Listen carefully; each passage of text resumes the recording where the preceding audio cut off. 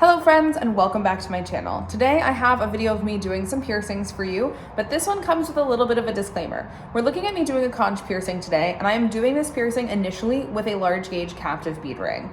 Now you might hear that and think to yourself, Lynn, I thought it wasn't a good idea to pierce with hoops. I thought that was unsafe. And hear me out. Rings are not the devil when it comes to body piercing, but there are a lot of places where rings are not ideal to start with. A lot of ear cartilage piercings fall under this umbrella. The vast majority of the time, I would not suggest getting your helix or your conch pierced with a hoop initially. It is going to be a little bit more difficult to heal. It's going to be a little bit more prone to irritation and issues, and there can be a whole caveat of things that make it a lot harder for the average client.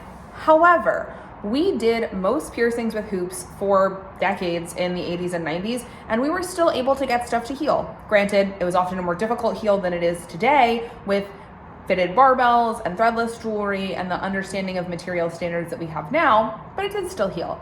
So every now and again, I'll encounter a client who is an experienced healer, who really understands what it takes to heal well with a hoop, the risks of healing with a hoop, the potential complications and consequences it might have, and just really prefers the aesthetic of that and is willing to deal with those issues during healing in order to have it pierced the way they want it to, who also has the anatomy that allows for me to safely pierce with a hoop, because there's plenty of people who might be the ideal client to get pierced with a hoop, but if the anatomy on their ear wouldn't be good for me to do it, I'm also gonna say no. So also has the anatomy.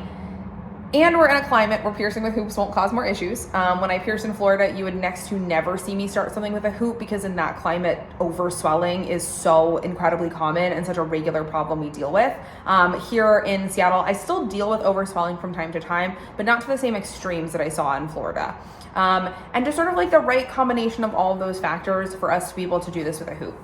This client was kind enough to allow me to record for the sake of educational purposes, primarily for doing some instructional work on my Patreon. However, I also wanted to post it here because I do think we as an industry have gotten very locked into no hoops ever for anything. And I feel like that's a little limiting and limiting some of the skill set of younger piercers and newer piercers. So I wanted to showcase that there are safe ways that you can pierce with a hoop. It's just very situationally appropriate, and it's not always going to be the most common answer. So without further ado, here I am doing a fun conch piercing with a hoop. If you ask me to do this for you, 9 times out of 10, I will say no, unless you are the perfect client with the perfect anatomy and the perfect climate. All right, let's take a peek at this piercing.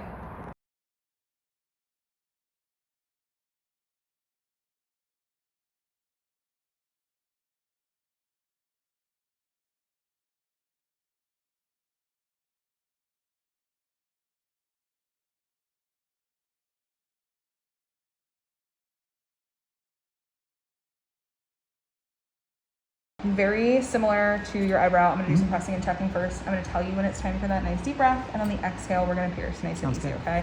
I'm gonna walk you through everything, no surprises. Great. Feeling ready to get started? Yeah, let's do it. Awesome. So maybe tuck your chin down for me just a little bit. That's perfect, like you're making a silly double chin face. And then this is just gonna be me doing my pressing and checking here. I'm gonna tell you when it's time for that nice deep breath. Right now, I'm just feeling around for how things move. This is just me doing my double checks.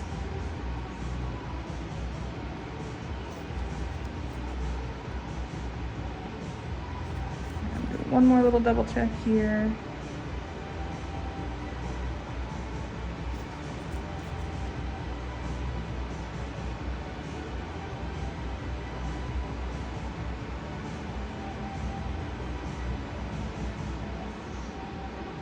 All right, nice big deep breath.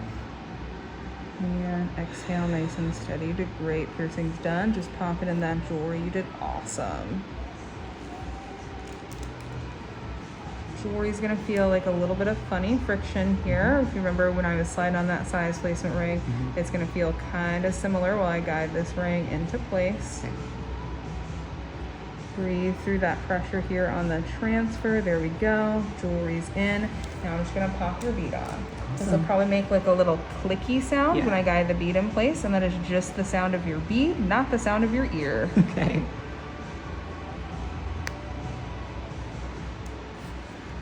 Perfect. Now I'm just gonna hold some pressure and make sure you feel you're clean. How we feeling? Oh, good. Yeah.